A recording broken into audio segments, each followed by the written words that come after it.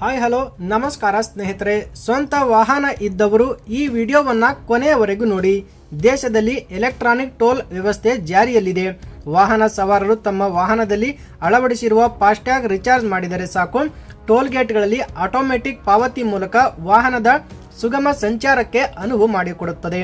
ರಾಷ್ಟ್ರೀಯ ಹೆದ್ದಾರಿ ಪ್ರಾಧಿಕಾರ ಫಾಸ್ಟ್ಯಾಗ್ ಕಡ್ಡಾಯ ಮಾಡಿದೆ.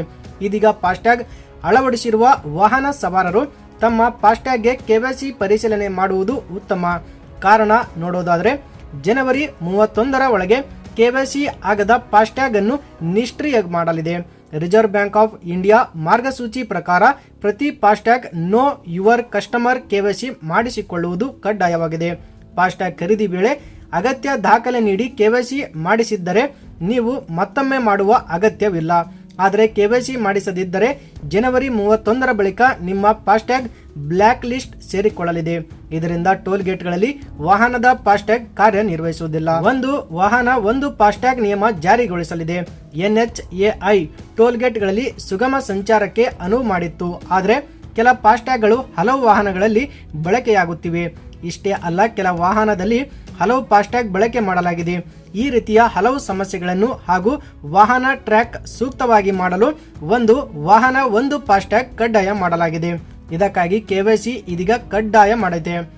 ದೇಶದ 98% ವಾಹನಗಳು ಫಾಸ್ಟ್ಯಾಗ್ ಅಳವಡಿಸಿಕೊಂಡಿದೆ. ಆದರೆ ಬಹುತೇಕ ವಾಹನದ ಫಾಸ್ಟ್ಯಾಗ್ ಕೆವೈಸಿ ಮಾಡಿಲ್ಲ. ಒಂದು ವಾಹನದ ಫಾಸ್ಟ್ಯಾಗ್ ಅನ್ನು ಹಲವು ವಾಹನ ಸವಾರರು ಬಳಕೆ ಮಾಡುತ್ತಿರುವುದು ಗಮನಕ್ಕೆ ಬಂದಿದೆ. ಸುರಕ್ಷತೆ ಹಾಗೂ ಇತರ ಕಾರಣಗಳಿಂದ ಇದೀಗ ಫಾಸ್ಟ್ಯಾಗ್ ನಿಯಮಗಳನ್ನು ಕಟ್ಟುನಿಟ್ಟು ಮಾಡಿದೆ. ಕೆವೈಸಿ ಮಾಡದ ಫಾಸ್ಟ್ಯಾಗ್ ಜನವರಿ 21, 2024ರ ಬಳಿಕ ಕಾರ್ಯನಿರ್ವಹಿಸುವುದಿಲ್ಲ. ನಿಮ್ಮ ಫಾಸ್ಟ್ಯಾಗ್ ಖಾತೆಯಲ್ಲಿ ಸಾಕಷ್ಟು ಮೊತ್ತ ಬಾಕಿ ಇದ್ದರೂ ಫಾಸ್ಟ್ಯಾಗ್ ಕಾರ್ಯನಿರ್ವಹಿಸುವುದಿಲ್ಲ. ಹೀಗಾಗಿ ವಾಹನ ಸವಾರರು ಎಚ್ಚರ ವಹಿಸಬೇಕು. ತಕ್ಷಣವೇ ಫಾಸ್ಟ್ಯಾಗ್ ಕೆವೈಸಿ ಮಾಡಿಸಿಕೊಂಡು ಅಂತಿಮ ಹಂತದಲ್ಲಿ ಸಂಕಷ್ಟ ಸಿಲುಕುವುದನ್ನು ತಪ್ಪಿಸಿಕೊಳ್ಳಿ. ಸ್ನೇಹಿತರೆ, ಈ ಮಾಹಿತಿ ಈ ವಿಡಿಯೋ ತಮಗೆ ಇಷ್ಟ ಆಗಿದ್ರೆ ಲೈಕ್ ಮಾಡಿ, ಸಬ್ಸ್ಕ್ರೈಬ್ ಮಾಡೋದನ್ನು ಮರಿಬೇಡಿ. Thank you for watching.